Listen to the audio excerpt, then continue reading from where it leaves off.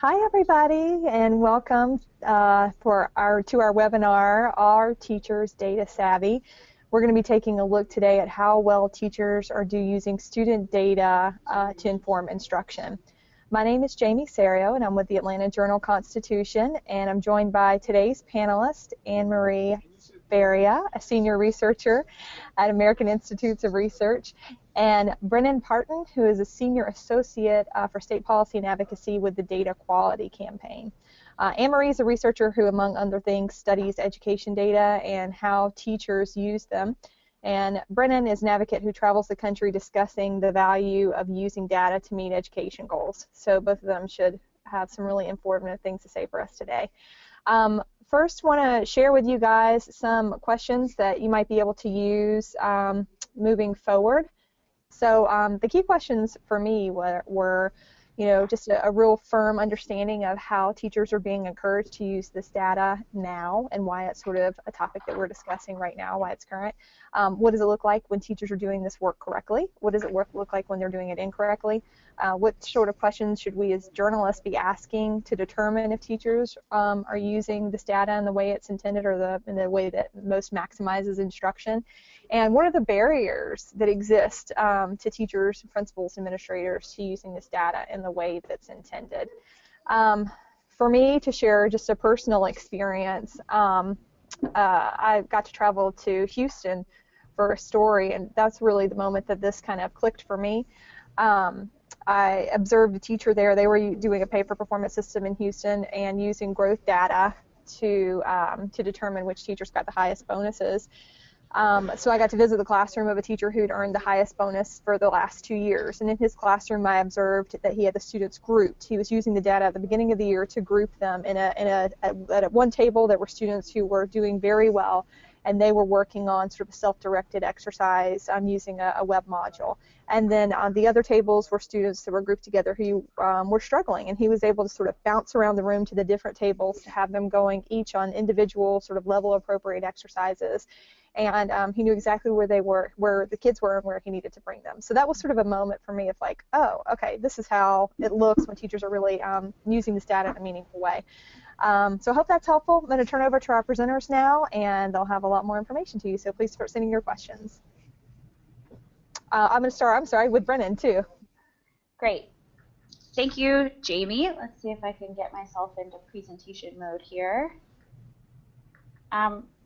Great. So as she mentioned, my name is Brennan McMahon Parton. I'm a senior associate for state policy and advocacy here at the Data Quality Campaign. And I want to start with an image that we worked collaboratively, with about 20 other organizations to create.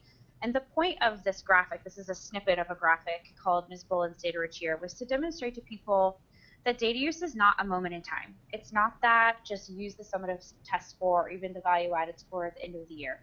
Data use, really good quality data use, is an ongoing, throughout the year, collaborative conversation that involves many stakeholders, including principals, fellow teachers, parents, and students themselves, which I think is a too often overlooked one. And I'm happy to share the link to the whole graphic, but I wanted to start with this image. This is a perfect sort of the infographic of the story that Jaime just told in a way. Along with this graphic, we also developed a definition for data literacy, because what we found was people really wanted to get to teacher data literacy, but we were having a really hard time talking about it. And I will say this is just one definition. There are a lot of other definitions, research-driven definitions out there, but we wanted one that was fairly simple to use and to communicate with. That being said, this is still long, and this is absolutely what happens when you put 20 people in Washington, D.C. in a room to come up with a definition for a term. But I did want to use this in addition to the graphic to couch what we're talking about. And it's data literate educators, so that can mean teachers, it can mean principals, it could apply to a wide range of professionals, continuously, effectively, and ethically access, interpret, act on, and communicate multiple types of data, the goal being to improve outcomes for students. Now, part of the thing I was tasked to do was provide a little bit of national context. If you're not familiar with Data Quality Campaign, we administer a survey every year to all 50 states and the District of Columbia on what's called our 10 state actions. The one that most closely gets at how states are promoting and ensuring data literacy skills is what we call Action 9. What you see on your screen are the, let's see, 5 pieces of our state Action 9. It is the biggest action and has the most pieces to it. And the number of states here on the left side as of 2014 who are reporting success on this action. This has been an action that we found has been the hardest nut to crack, for states, because this isn't just about building data systems. This is making sure that the people in your state have the capacity to use this information. Because ultimately, if you just have a system full of data, but your teachers can't access it and use it to help kids, then what do we build it for? And I just wanted to call out a few points. Action 9 itself, like I said, we've seen tremendous growth. It was only 3 states back in 2011. This year, 22 states report credit for the action. On some of the sub-pieces, you can see teacher access to, and that means longitudinal data about the specific kids in their classroom, and that the state is in some way supporting training on how to interpret that data. You can see the numbers are much higher, which is nice. It's targeted. States are investing in this. So that's a little bit of my state landscape piece. And so I showed you the graphic at the beginning. I showed you the definition, but I also wanted to just pull out a few different things, and I'll try to tell some anecdotes as I talk about these. And I think Anne-Marie is going to build on this even more. What does not so great data use look like? And then I'll follow up with what does good data use look like. And what we found, and this is especially true for underserved communities, I think, is that a lot of people have images of what not so great data use looks like, but it's harder to pinpoint what good data use looks like, or not as many people have gotten to see examples. So not so good data use is tracking or making assumptions. So seeing a kid maybe, didn't meet proficiency on the standardized tests last year, and therefore, this is a bad student and I'll never get him up to speed, or we're going to track them into the remedial classes, instead of really digging in and finding what were the actual strengths and what were the actual challenge areas. The second one is, I think, the one that drives me the most crazy, and it's very easy to do. It's using data to jump to a solution. So the example of this would be saying, our kids are bad at math, let's buy this math intervention. Instead of saying, our kids are struggling with math, let's dive in and see what that means. Is it different for different groups of kids? Is it that this kid's teachers are actually struggling with this piece of information, whereas this teacher's kids are struggling with sort of the whole concept? So one part of not so great data use is, let's just buy the product that claims it can fix kids are bad at math. Looking at one data point alone to make a decision is huge. I referenced that standardized test score, that one moment in time at the beginning of the year. Data needs to be, it's robust, it's context, it's conversations, it's lots of little things, including conversations with each other, with the kid themselves, that makes up the whole picture of students and student learning. And finally, not taking student privacy into account. I'm sure many of you are aware this has been a big conversation this year. Just a little example of this one, and I don't say this to ding anyone, but for instance, hanging a data wall with kids' names and their test scores in a classroom where anyone could walk in and see it. That is not taking their privacy into account. So even though it might be a useful tool and totally well-intentioned, there needs to be some thought, there needs to be some leadership about how you're ensuring that the information is used and shared appropriately. So there's some not so good things to look out for. And I'll add again, most of it is well-intentioned. It's not that people are intentionally using data in bad ways, but they can certainly do it better. So good data use, I think, is collaborative. And I put that one very first because I want to emphasize data is critical, quality data, access to information, tools, resources to use it is critical. But what it's actually about is then the questions and the conversations, and teachers having time together to talk about how their students are performing, teachers sharing with students' parents how their kids are doing in a data-based way. Parent-teacher conferences these days shouldn't be about, oh, your kid's a joy to have in class. Let's have a real conversation about they're on target to read at grade level or whatever the challenge may be. Daily and ongoing, I started with, it's not a moment in time. It's something used every day, and not just about technology. And I want to sort of couple these, apps and data systems and technology, all that stuff is really important and absolutely a great part of data use. But I met a teacher recently, a teacher in Baltimore, and I don't know how she does it. She has 42 kids in her class, and she has one kid in particular who has behavior issues. And so he will, maybe once a week throw a chair across the room, and that's sort of the most dramatic example, but lots of little active things. So she bought herself one of those Home Depot tool belts, and she put some blocks in one pocket, and every time there was a little behavior incident that she had to deal with, she'd move the block from one pocket to the other. And then at the end of the day, she was tracking, how many incidents were there, and can I remember what time of the day it was, and what the conditions in the classroom were at that time. That little innovation, using blocks, using a clipboard, using things like exit tickets, which are little short end of the day quizzes to measure student learning, that's also data use. So if you're going into a school and looking for it, don't just look for, do they have the system, although that's critical. Also look for, what are the ways that teachers are collecting that more informal data in the classroom. Cycle of inquiry based, so the opposite of this is looking at data and jumping to a solution. Cycle of inquiry is that, what does the data tell us? Let's dive in, let's ask the questions, let's try an intervention, and then let's look at the data again to see if that worked, and if not, we start again. What happened? What are the questions? What do we do next? So that is my brief. I'm happy to answer questions and tell more anecdotes. This is my contact information. You can find me on Twitter. You can see at the bottom DQC's Twitter handle and our data literacy hashtag if you want to follow along. And with that, I'll turn over to Anne-Marie. Well, thank you everybody for taking some time to talk today and think about what it means to have a data savvy teacher. My name is Dr. Anne-Marie Faria. I'm a senior researcher at American Institutes for Research based here in Washington, D.C. And I do a lot of research to try to understand how educators work with data for the ultimate goal of improved teaching and learning. And so today I just wanted to start off, and I think, Brennan, you gave a wonderful introduction for this, but what are data? When we talk about data and we talk about student data, what do we mean? And I love your example, Brennan, of a teacher with a tool belt moving blocks from one side to the other. That's a great example of the type of data that are available that we might not automatically think of. So I think, those state test scores that are part of NCLB accountability and AYP, all of those things, those are definitely one source of data, but data is so much bigger than that. And we really want to be looking at all kinds of information about children and students and families. And typically, the most actionable data that teachers can use to actually change their practice and inform student learning are interim assessments, or sometimes they're referred to as benchmark assessments. Those assessments are given really frequently. As Brennan said, they're continuous, they're often. Many districts will do them at least 3 to 4 times a year, about once a quarter. Some districts upwards of 9. So you're getting information about how students are doing in real time and not waiting for a gotcha at the end of the school year. So also, if you talk to teachers, they'll say the interims are really helpful, as are their own teacher-developed tests, right, that they can actually administer in their classroom whenever they need to. So I'd like us to keep that in mind when we think about what is data or what are data. But I do think that there's a really big jump here when we talk about the links between using data and improved teaching and learning. And so if you look at the slide that I've prepared today, everyone assumes that if you are using student data, that is a key ingredient for school improvement.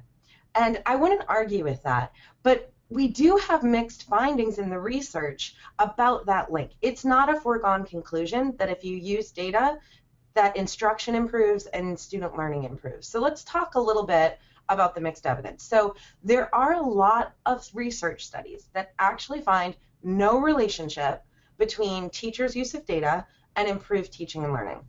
These studies usually have some sort of comparison group. It's called a quasi-experimental study. And we've seen, there's a study from 2007 and 2008 that found no relationship for grade 8 mathematics. We found another study where there were no improvements for mathematics for grades 3 and 4 in Boston schools. And that one, again, was in 2008. And so sometimes when we do these big studies, we don't find that relationship. However, in other studies, we do find a positive relationship between data use and improved student learning. And these studies are actual randomized control trials or experiments conducted in schools. And they really targeted interim assessment use, so a really specific type of student data.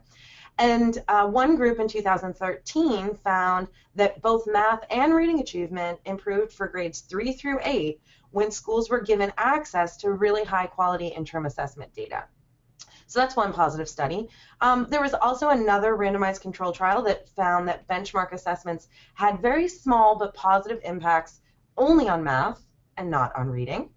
And a big study of the Northwest Evaluation Association's measure of academic progress, people refer to this as the MAP, which is commonly used across the country, actually had no impacts on student reading achievement. So again, there's these mixed results.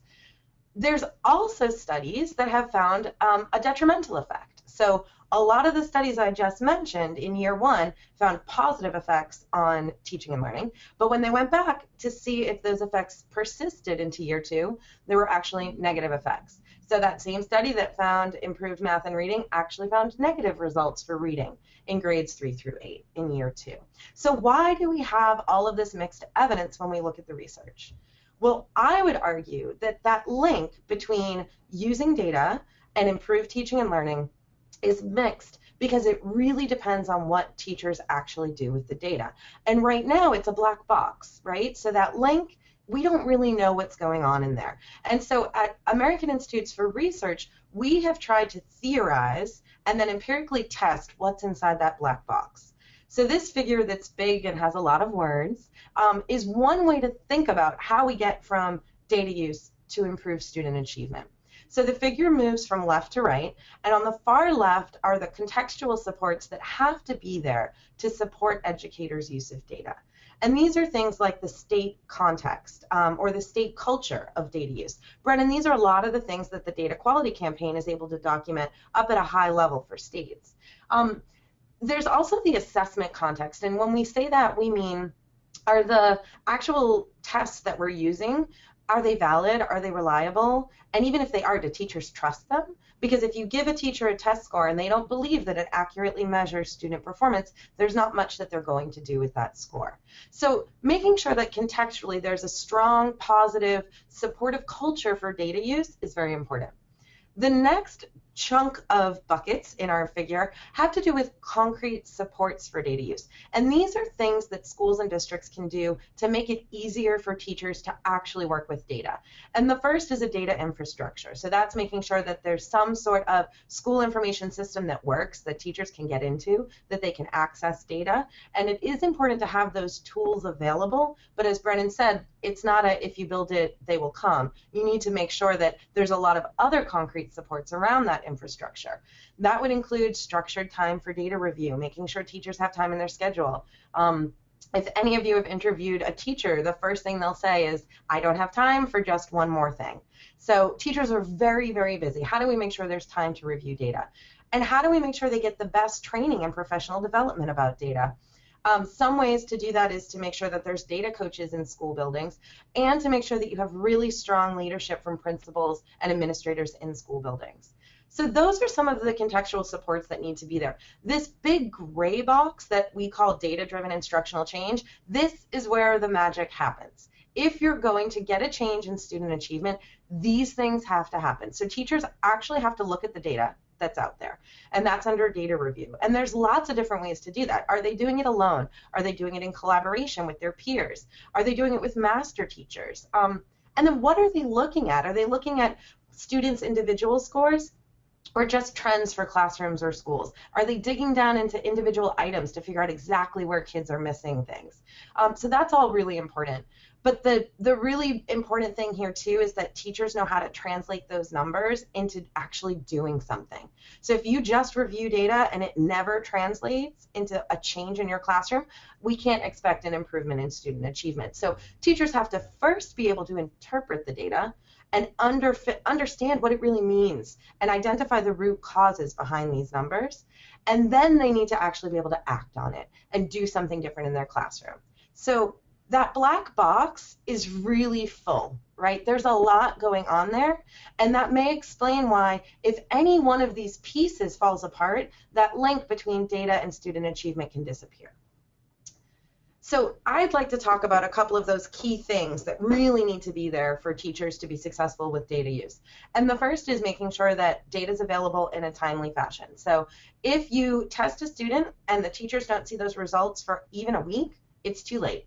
The classroom has moved on, the teacher has moved on. So we need data that's available to teachers in a 24-hour cycle, right? So they can test a child, understand if they're missing this phonemic awareness skill or this math fraction approach, right? And be able to respond to it the next day in their classroom. It's very important that the data is timely. This graphic here on this figure is kind of overwhelming when you look at it. It's a pacing guide for first grade mathematics in one district. And you'll see that there's benchmark 1, and those are the darker blue days in the calendar from August to October. And then there's benchmark 2, and those are the lighter blue days from October to December. And nowhere in this pacing guide does it provide time to reflect and reteach. And this is the reality for teachers every day. They may have great data at their fingertips, but no time to respond to it. So making sure that teachers have time built into their schedules to do something about the data is really important. I think this slide comes up a lot. So helping educators, like I said, translate those numbers into something in their classroom. This figure is one program in Massachusetts that they've used called Edwin. And Edwin is a system that allows you to use student assessment tools as well as analysis and reporting tools. But what's really unique about this program is they also have curriculum tools and digital resources for lesson planning. So often teachers are given a number. They say, okay, Anne-Marie is at the 65th percentile. Good luck. A system like this actually says, if Anne-Marie is at the 65th percentile, here are 5 to 6 things you can do with her in your classroom. So making sure that there are resources for teachers to turn data into lesson plans is really important. Then I just wanted to highlight one recent example of truly excellent data use that's coming out of Chicago right now. So the Chicago Consortium for School Research is a great group doing wonderful work on dropout prevention in Chicago. And they have figured out that you can predict which students will be on track for graduation or off track by 9th grade. So this figure shows a little bit about the improvements in 9th grade on-track graduation rates. And as you can see on the far left, Chicago Public Schools, their principals were made accountable for keeping their students on track. So that first question you had, Jamie, of why now, accountability is a huge part of it, right? So high school principals were made accountable for their on-track indicators, and that was in 2003-ish. Around 2008, the University of Chicago released a What Matters report, and that provided guidance to schools about what to do about on-track indicators. So they had their numbers, they knew the percent of students that were on track, but they didn't know what to do about it, right? So in 2008, actual resources about how to respond to this were made available.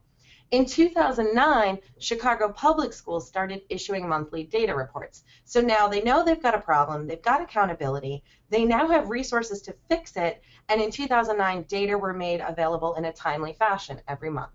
And what you can see here is between 2009 and 2013, the on-track rates skyrocketed from 64% to 82%.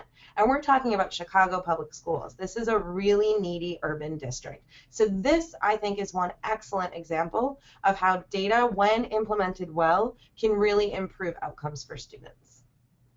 Of course, there are other things that can happen around data use that are, as Brennan said, not so great. So superficial data use. An example of it would be if you're using data to label a child and not actually intervening or responding in any way. So if you think about those Chicago Public School students that were off track, there really was no change between when principals were made accountable and when they were told what to do about it, right? So students were just being labeled as off track for graduation without any intervention, and that doesn't help anyone. In fact, it can be harmful for our students. So what we really need to do is make sure that we support student learning rather than labeling students as at risk. Brennan also mentioned data walls. So this is a picture of a data wall, and this may be what data use looks like in some schools. And this is, you know, a really good entry point for data use, but it just can't stop there. So looking at numbers, looking at trends is a good thing. But what we really need to do is to make sure that teachers and principals are talking about students and the root causes for their data and their scores. And once we do that and we understand what's happening behind a low test score, that's when we can actually intervene. And I liked Brennan's point about privacy too. This looks like it's in some sort of professional learning room, but if you have them in the hallways and you're walking through a school and it has students' names on it, it's something to really think about. It gives me kind of a, you know, a step back when I see it in classrooms and schools. And then the last example of superficial data use is if we do data review without some sort of change in the classroom, we really can't expect teachers to teach better or students to learn more. And so while these examples here of reteaching content, the example that Jamie shared of regrouping students or potentially changing the order that they teach something or using new materials All of those things, they may not seem revolutionary, but these are the changes that teachers can make in their classrooms today. And we want to encourage these types of responses to data and also expand teachers' toolboxes to go beyond these first steps. So that's my summary. And again, this is my contact information. If you have any questions or you'd like to follow up, I'd be happy to have a conversation after today's webinar. So thank you. Thank you, guys. Both of those were great presentations that complemented each other well, too, so it was really nice. We do have some questions coming in. I'm going to start off with some questions of my own, but guys, go ahead and please start sending your questions, and if you could, identify what organization you're with, media or otherwise, and we will get to those right away. My first question is for Brennan. I'd like to know, we talked a little bit about policy changes that states can make to create a structure to improve data usage. I'm wondering if you could let us know which states are the leaders in this work, and can you highlight a few of the policy changes that they have made that have trickled down and led to better data usage in the classroom? Sure. So we think about, and I'll plug our paper on this, data literacy, it's about time, but we divide what the policy changes states can make into two buckets. And one is promote data use skills, and then the other is make sure that teachers have access to data. And that promote data use skills piece, a big part of it is making sure that teachers, during their pre-service experiences as well as in their in-service experiences, have access to training on how to use data as part of good instruction. Data use is not a one-off. It is part of pedagogy, content knowledge, it's just good teaching. And you'll hear really data-savvy teachers say that. So changing licensure policy to reflect that teachers should be data savvy when they get, as data savvy as someone who is a brand new novice teacher can be, I should add, when they get out of a preparation program, program approval for teacher preparation and ensuring that data is embedded in the way we're preparing teachers. And then also I'd love to see, and you saw the graphs in my slides about how many states are doing it, but pony up for ongoing training and make sure it's not a one-off sit and get, but that it's embedded. And Anne-Marie stressed the time. Time is the biggest barrier to data use. That's another one. Sorry, I'm going over the place a little. That's another one that I'd love more states to take on. In Delaware, as part of their Race to the Top grant, they have mandated that every district in the state, every school in the state have 90 minutes of professional learning community time, either one 90-minute walk or two 45-minute walks every week. They paid for data coaches in the beginning. I'm sure that's being implemented with different fidelity and different people like it, but that's a lever that states can use to say, you're going to take the time, districts. So that's one example of state policy about the enabling the skills. That's about collaboration and data coaching. And then Emery mentioned in Massachusetts, Edwin is a great one. The state of Georgia also has a fantastic, it's called an instructional improvement system. And actually, any of your Race to the Top states, that was part of their grant, is they're supposed to be building these instructional improvement systems. So like Emery said, the best ones are getting not only that longitudinal performance data about students down to teacher, but coupling it with frequently Common Core aligned resources that when your kid is struggling, here's the tool. All Race to the Top states should have it, so your Georgias, your Massachusetts, your Rhode Islands, your Tennessees, but I also know other states, for instance, Idaho, are building them of their own will, which I think is really exciting. Does that get at what you needed? Yeah, I think it's now the policies are in place. It'll be interesting to see how states are kind of translating that work into the classroom. I'm not sure who's the most appropriate person to answer this question, but I wonder if there is a certain type of district that is more capable or in a better position to use this data than others. And restated, do rural districts face a unique challenge to using this data as opposed to urban and huge populous districts? And can y'all talk a little bit about that? Go ahead, Anne-Marie. Okay, sure. So I can speak to this from a personal experience that I have. So one of the research studies that I'm doing is a randomized control trial of how to use data to prevent dropout. And it's in 3 states in the Midwest. It's Ohio, Michigan, and Indiana. And what we found is we're working with very small schools. And small rural schools, I think, do have different challenges when it comes to data use. So first of all, they don't have a big district infrastructure that can pay for a big fancy student information system, right? they don't have access to a research and data team at the district level that can help them pull data or create reports. Instead, we're talking about a principal's secretary who may have been at the school for who knows how many years, maybe 1, maybe 30, and that's their job on top of everything else that they do, is to access the data and get it to teachers.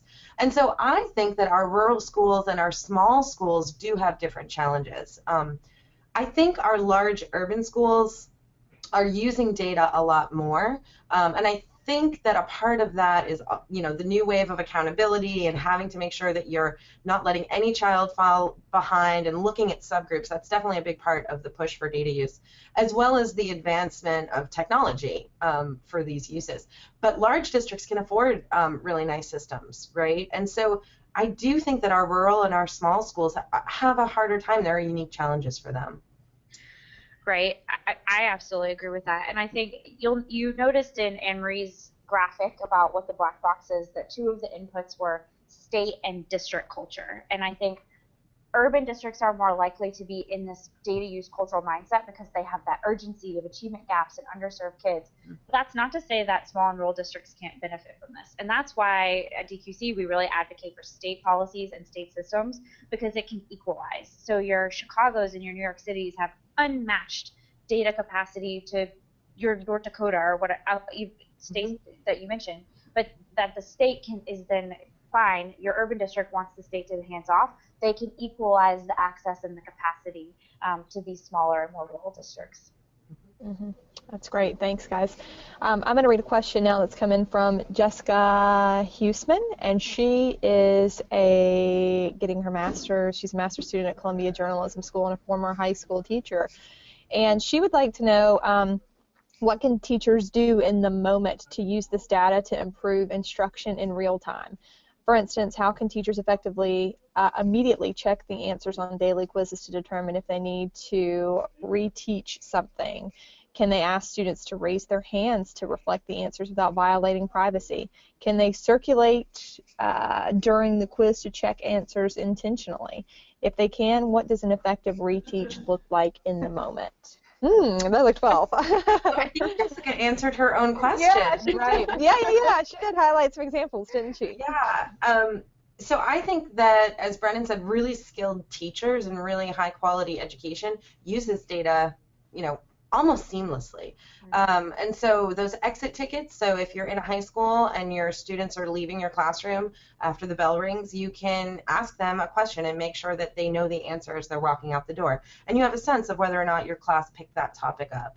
I taught in an elementary classroom, and we did have the ability to have some really neat technology, and so we had these little buzzers we could use in our classrooms, and you could ask a question and everybody could click whether they said yes or no to this answer, and a graph would pop up on a smart board, right? So that was a school with a lot of technology resources, but there are technology advanced things that you can do too, or technology embedded strategies within classrooms. But yeah, raising your hand if you know the answer, sure. I mean, that's not necessarily an invasion of privacy. You may have some students that don't want to raise their hand, and you're going to have to do some follow-up with them. But I think all of your examples were really excellent ways to respond to data in the moment. Right. And I do want to build on that privacy piece, that a teacher collecting information about her kids in her own classroom is not a violation of the student's privacy. I use that data wall in the classroom example just because anybody can then walk in and see this kid's data. If you're using it as the polling place, all of a sudden the whole public can see this kid's data. So absolutely no privacy concerns with just a teacher and her kids. Great. I'll read another question now from Melissa Westbrook, and she would like to know, data used to reside in the heads of teachers before data used to reside in the heads of teachers before technology made it possible to get it into a file. How is using technology today more valuable than what teachers used to do? That's so many questions.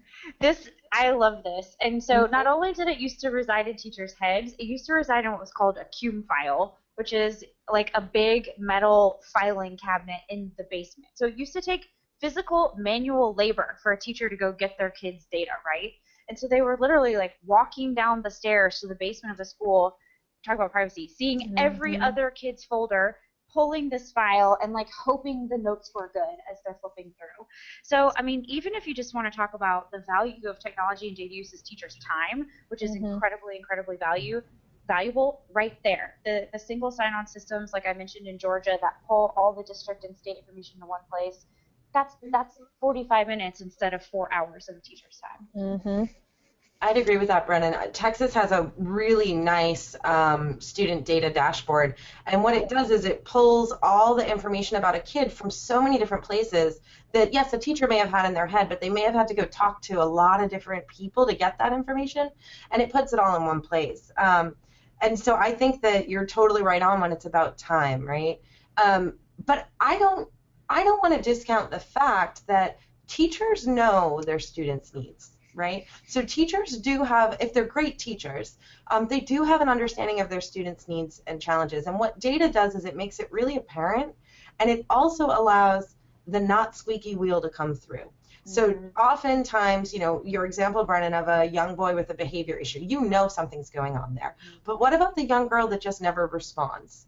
Right? Is she not understanding the content, or is she shy? What is that? And so data can also illuminate some of the more hidden issues that are going on with students as well. Great. I'm going to go take this chance to remind everybody to send in your questions and identify yourself by your organization. I'm going to pop in with another one here. And I before working here, I worked in Tennessee, where they've had value-added data for, 20 years or something ridiculous. My home state. Oh, yeah, okay. I would say go Vols, but I don't cheer for the Vols. So anyway, in my experience talking to, reporting in Tennessee and talking to teachers there, and this was before the state won the Race to the Top grant, the teachers did not use the value-added data. They didn't know what it was. When you asked administrators or people at the state how it was calculated, they couldn't tell you. And the teachers had no trust in it because it was, black box voodoo to them. And now I think we're seeing different iterations of growth data coming to states, but you still have that same issue, right? Like the teachers don't understand how it's calculated. They're paying attention more now because it has some stronger implications for them tied to their evaluations and whatnot. But I think that I still get a really strong skepticism from people about whether they can trust that the data that they're seeing is accurate. And I wonder, from a policy standpoint, from a district culture standpoint, how do you battle through that? How do you get teachers to buy into a system that they are very skeptical about? Yeah, I mean, you're absolutely right that, no one was, you're right, in Tennessee they had value-added scores, and I think a lot of people assume that districts and principals were using them when they weren't for 2 decades before it was ever about teacher evaluation. So it's absolutely important, kind of unfortunate that this, what could be a really useful piece of data, was first introduced to most people in a really high-stakes environment. And we, and I mean states, advocates, researchers, none of us did a good job of boiling this down and talking about whether and how it's valid. I get a little, like, heebie-jeebies, though, when we talk about, well, teachers can't trust this because they don't understand the math. No, that is such an undervaluing of these smart professional people to say this is a hard math problem, so they can't believe in this. I don't buy that. And I think part of, and I want to hear what Anne-Marie has to say about this too, but I do want to tell one story. Part of what's going to build buy-in in any type of data, but certainly value add, because it's a big high-stakes one, is that one thing, we need to talk about it better and in clearer ways, and talk about it outside of the context of only a high-stakes decision, and help teachers understand what it means for them in their classroom. And then the other is, I just heard a great story from our friends at Education Resource Strategies, a school district in Tennessee, actually. Their district leadership it said, you know what, we have to use this data. We're getting it back from the state. Let's actually sit down and take a look at it. And so they did is they sort of tiered the kids, because this is how they pin out on test scores, sort of their lowest performing kids, those middle kids who need the push, and then their top performing kids. And they parsed out each teacher's value add into how is each teacher doing with like these subsets of kids. And they matched the teachers that did the best with the lowest performing kids on value add to those kids, and so on up the tiers. And they're seeing tremendous results because the best teachers are now with the kids that they sort of get how best to teach. And so I think it's more of those kinds of examples, and more of the conversation shifting back from, whoa, we don't trust this, it's only about high stakes, to how can we all talk about how else we can use this and make it valuable. only then are we going to be able to shift away from the fear and acrimony about this. Yep. Emery? Yeah, I mean, I love that example. I haven't heard of that before, Brennan, and that's a wonderful way to think about a new application for value added. I think that a lot of the fear comes from the fact that we're talking about two different ways to use data. So one way to use data that we've really spoken about most of today is to inform teaching and learning, right? And that's formative data, and that's not high stakes. And the real goal there is to identify students' strengths and weaknesses and then respond, right? But value-added scores have a really different goal. They're used to evaluate the effectiveness of a teacher in teaching their students. And so that's two very different uses of data. And one I can understand to some teachers may feel like a gotcha, whereas other is a tool that they can put in their toolbox, right? And so I do think that the distinction between the use of a test score is very important. So when we talk about different types of data that are collected, it's really important to think about why that information is collected when you think about whether or not it's a valid and reliable tool, right? Because there are certain types of tests that should be used for summative and evaluative purposes, and other types that really should just be formative to inform practice. So I think that's a big part of the fear, right? But I also think it's important to talk about how these data use initiatives are rolled out. So we know that one of the biggest things that shifts educator buy-in of data and new testing procedures is whether or not districts or schools or states can have really clear goals and expectations around that use. So if teachers can understand why we're doing this, they're going to be much more likely to be on board with it.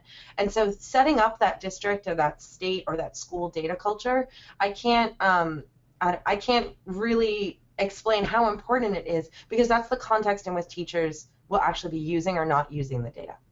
Yeah, can't be overstated. That's a great point.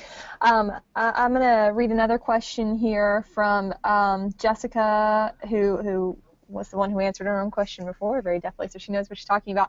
But she was talking about that with her experience with teachers, that they're breaking down the data by the standards, and she has a criticism of the standards, saying they're often so broad it's difficult to see specifically where the students are struggling. She'd like to know whether either of you, are doing any work in your organization to improve standards and to make them a little bit clearer. You mean academic standards? Yeah, I'm guessing she's talking about Common Core or whatever standards her state's doing.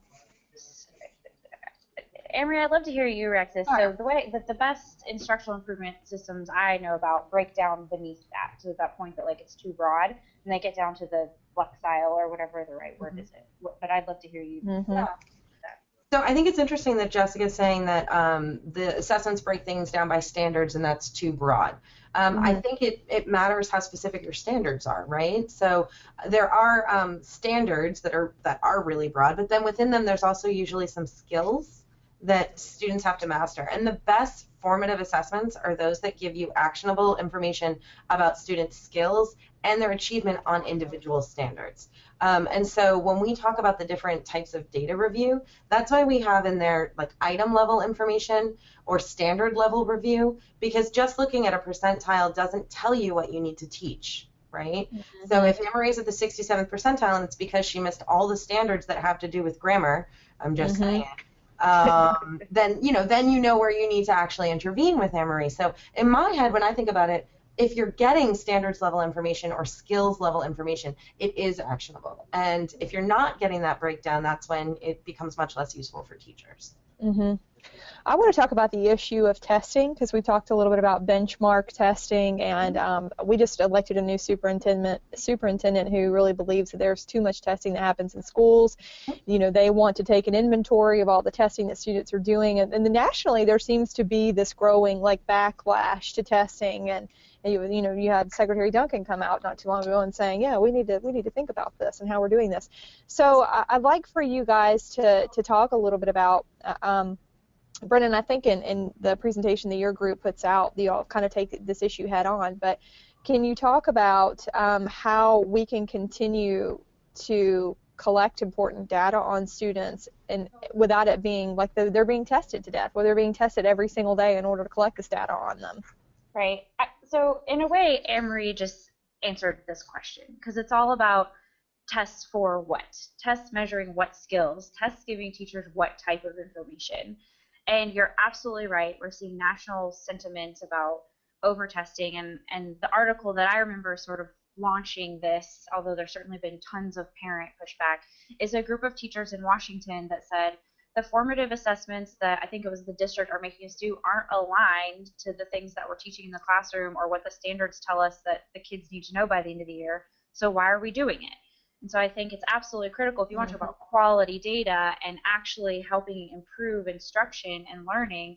I think these efforts at the state level to inventory and make sure that the assessments are the right assessments and the right questions and meet the goal of improving, achievement and ultimately the lives of these kids. I mean, that's what we're responsible for, is the right thing to do. Yep, I completely agree, Brennan. I think it's, making sure that you're asking the right questions and you're using the right tests to answer those questions. I also think that there's an interesting conversation going on right now around waivers for NCLB, right? And so thinking about other ways to use student data. I do a lot of work in early childhood education as well, and we have kindergarten entry assessments, and those are a really great tool for teachers of kindergarten to understand where their kids are when they're coming in, right? But Maryland does this amazing student work portfolio approach to this. So they're getting really good information about student strengths and weaknesses without testing, right? Instead, they're looking at all of the different things that students do while they're in the classroom and analyzing it. It's a work sampling approach. And I think that's a really innovative way to get student data without like a testing window. I agree, kids are tested probably a little bit too much right now, and I think the solution is better tests. And that may sound crazy, but really, if we're going to do this and we're going to make a commitment, we might as well not waste anybody's time with tests that aren't useful for teaching and learning. Right. I'll also say, though, I mean, if people who are out there saying, no assessments, the end to assessment, and I think that, to me, I think it's even important to have that end of the year standardized assessment that the state does issue. Because let's be honest, that's showing that kids flat out can't read. It's not showing us that, like, oh, we're missing it here and there. So anybody who's saying that no version of assessment belongs in education is not in the interest of what we're talking about here. Because teachers do need this information about their kids through various formats. I talked about the blocks, Anne-Marie talked about portfolios, we talked about value add. There's too much value to pull back. And assessment is one really important piece of that. Yeah, and part of the NCLB accountability system, love it, hate it, whatever, it shed light on subgroups that were ignored for years. And so making sure that we at least see what's happening for our students with IEPs or our dual language learners is a key part of this accountability movement that we should keep in mind. We could do a whole session on No Child Left Behind testing too. We've got a question from Beth Hawkins from the Minnesota from the Post. She is interested in hearing more about creating cultures of data. She says she came in late, and she said she knows that there was a slide on Brennan's PowerPoint about this issue, but she would like to know, and this is a good question, specific examples that states can help districts and schools create these cultures. Who wants to take that one? Anne-Marie? Yeah. Okay. So what I'm going to do is I'm going to pull up my cheat sheet here, which is the theory of action that we have that goes from left to right. So when we talk about a school data culture, I think all of the ingredients for a school data culture are actually these concrete supports for data review. And I think they all start with principal leadership. So you need someone who's going to be a data champion. And it doesn't have to be the principal, but it has to be somebody at that school who gets it and is passionate about it and is excited about it and will take it and run with it. You also need to make sure that there's a culture of time and reflection, so that we're not constantly just jumping to the next thing, and instead we have time to review data, reflect, and reteach or remediate. I also think that Brennan talked about this a little bit. One great way to shift the culture is to have better pre-service training. So that means the training that teachers get while they're still being trained in college or in certification programs. And if we set the bar high for where our new teachers are going to be, it will shift, I think, the field in a matter of years. But when we're thinking about what we can do at the school, so having a champion for it, usually a principal or someone in a decision-making power position in the school, building in time for structured review of data and reflection, and also allowing for collaboration. So the idea that you could sit in your classroom and review your students' data and come up with solutions and that would solve the world's problems and all of your kids would be on reading level, it doesn't work like that, right? We all need to be connected to social networks of expertise and learn from each other and hear about the great ideas and the failures of our peers. And so I think making sure that there's an opportunity to share ideas within a school building around data is also really important. Yeah, I agree. And I want to add, since there was a little bit in there, I think about what can states do.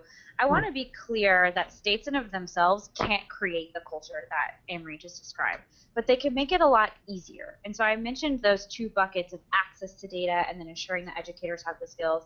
Make it easy to get data and make it easy to get good data. I mean, teachers are drowning in it. They don't have time. It's not quality once they have it. So that's one piece. And then I think the second piece is what we talked about a little bit earlier about the policy context. And I don't think we can stress that pre-service piece enough, that it would be great if teachers, but also when we're training school leaders, I think, are at least like exposed to data and how to use it and why it's important and how it's beyond assessments in their pre-service training would be huge. And I will plug, it is an alternative certification program, but they've the Urban Teacher Residency United has created a curriculum for data literacy that they really want to see scaled. And it may not be the exact right thing. They're asking people to please build on it, but how great to see a lot more institutions adopting that and in, like I said earlier, embedding it into broader training of teachers and not as a one-off thing. Yeah. And principals and not as a one-off thing. And go ahead, sorry. Just one more point to this. I think another thing that's really important in building a culture of data use is making teachers feel safe. Because data has been used as a gotcha in the past, and they may not feel comfortable with the idea that that they're being evaluated on the performance of their students. So building a culture of safety, and we're allowed to talk about the hard things is very important at the school building level as well. That's a good point. Oh, and one other, sorry, and I've also been, sorry, I got it. I've also been saying, and when I've had the opportunities to talk to state policymakers, legislators, state chiefs, if you're going to ask your educators to use data, you better lead the way. Show that that you're making data-driven decisions at the state level, because otherwise, why should they trust it if you're not doing it? I would like to take this chance to remind everybody we've got about 6 minutes left, so please send your questions in if you've got them.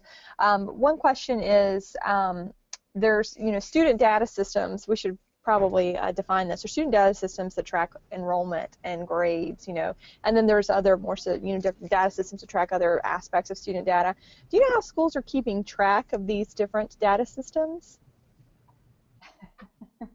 I heard a number the other day that the average school district has 70 different data systems. Wow. And that means that for your bigger district, it could be as much as double. For a smaller, of course, fewer. And I think that's a huge part of all the culture and ease, et cetera, that we've been talking to. Can you imagine if you had 70 different logins to data systems? I will say that that's a district, right? So a lot of that is up at the administration level. But I think that's a huge challenge. I think a lot of times, they're being sold a vendor solution and they don't all quite work together. And we think absolutely states have a role in helping support those types of conversations. How do you talk to vendors? What are some good quality standards? How do you think strategically and proactively and buy a data system that meets your needs and not just the data system that sounds the most sparkly? Is a tremendous issue, and it's something that you need to get your house in order on side by side with figuring out this literacy piece for sure. Yeah. So that makes me think of a couple of things. So in the study that I mentioned before, in the 3 states, we have over 70 schools in that study, and they all use a different student information system, an SIS, right? And so what we found is that it's really interesting. So schools know that they need better student information systems, but they're so afraid to make the jump to a new, better technology because it causes almost a year of paralysis, right? Where no one in the district knows how to get the data out of the tool. No one knows how to run reports. You can't get the old information from your old SIS. So I think that the transition of a student information system shouldn't be taken lightly. It's a big deal for our districts. And schools, I mean, even in our smaller districts. But it also made me think of a study that we did of a data dashboard, and we studied the implementation of one data dashboard in 5 districts. And what we found was that because this wonderful data dashboard that had all these bells and whistles, and it was what I refer to as flashy functional, there was very little uptake of this dashboard because it was rolled out in a context of competing systems. So while Brennan says there's 70 in districts, even in small districts there could be 6 or 7, and teachers are going to go to the system that they know and that they understand. And making sure that there's really great training around that infrastructure piece is important. So we only have a couple minutes left. Send in your questions, and I will try to get to them. I want to do 2 things. First of all, I'm going to read a comment from a superintendent that came in from Utah. It's not a question, but I think it might be a comment that people who are observing the presentation might get something out of, and I'll follow it up with a question. It says, this is Dave Duty in Salt Lake City. Great presentation. I think the question about culture is critical. One of the things I did as superintendent was create time for data review and collaboration by setting apart one morning each week in secondary school, late start, and it was very well received. Also, states can provide quality assessments and tools. Utah is one of the 12 states that pays for the ACT for all 11th graders. In my district, we also paid for Explore and Plan tests in the 8th and 10th grade, and it has been a game changer to get teachers all the way up and down the chain thinking about higher level skills and college readiness. So I wanted to share that just because I thought it was a good concrete example of what a district is doing to use data. But I wanted to follow up and really try to close with, if you guys could each give journalists maybe 3 questions that they could ask of state officials, teachers, or superintendents to be able to kind of assess that person's data literacy, right? Like, so we're walking into the classroom, we have our journalism skills, but we might not be able to have all of the depth of knowledge about data usage that you have. So what questions would really be the tells for whether the district is doing it right, or would help us on the ground assess where they are with their data literacy skills? So who wants to go first? Anne-Marie, you look like you're ready. My wheels are turning. So I think I might have 2-ish. Okay. If you don't have 3, I'll let it slide. And my questions, I think, really focus in on teachers. So I'm most interested in thinking about our teachers making it through that whole long process to improve student learning. So one of them would be, so which of your students do you think would benefit most from reading one-on-one with you today? So you'd know if they know which kid needs that support, right? So something targeted like that. And that would get at whether or not they understand their students' needs, strengths and weaknesses, right? And then I think there's another question that's something like, so tell me what you changed in your classroom after you saw the data. And that would let you know if they actually did make an instructional change. And that's the really hard thing that is often missing. We often have data review, but we don't have instructional change, and therefore we can't expect student achievement. Can I interject here too and add one observation that I found very helpful, is that both in Tennessee and in Texas, I have found schools and districts willing to let me look at anonymized data for schools off the record so that I could see kind of what their systems look like, how they were being used. And I just put this out there as reporters, that you might be surprised if you ask them to kind of come in for like an off-the-record tutorial of what data systems are in place and what they have and how they use them. They'll show them to you, and it will help you with your writing so much. So just wanted to add that. Brennan, what questions would be key questions for reporters in your mind? Yeah, I think Anne-Marie's are really great to get at those skills. I have found that when we make video or interview people and we talk to teachers, just asking the question, and we're trying to catch it for camera, but we're trying to catch a story, is why is data use important to your job, what you do? And unfailingly, the people, you're in the right place because they look at you like, duh. That when you'll hear, and the response you'll get is, A, student-centered. Are they talking about it's in service of kids? And B, it's embedded in all the other things they'll do. They'll start talking to you about, well, we knew our kids needed XYZ for reading, and so we looked at the information, and this is what we did. And I think when you're really on data literacy, you're going to find people responding in a student-focused way that starts with data use, but ends with all the conversations and things that they did and ways they changed practice. And when you get, well, data use is important because we're able to track our growth on our year-end assessment over time. fine, great, but you didn't get culture of data literacy and data use out of that. Those are both great responses. Well, we are out of time. I really enjoyed hearing from you guys. Great, great insightful presentations from both of you. I hope all of you watching enjoyed it too and found this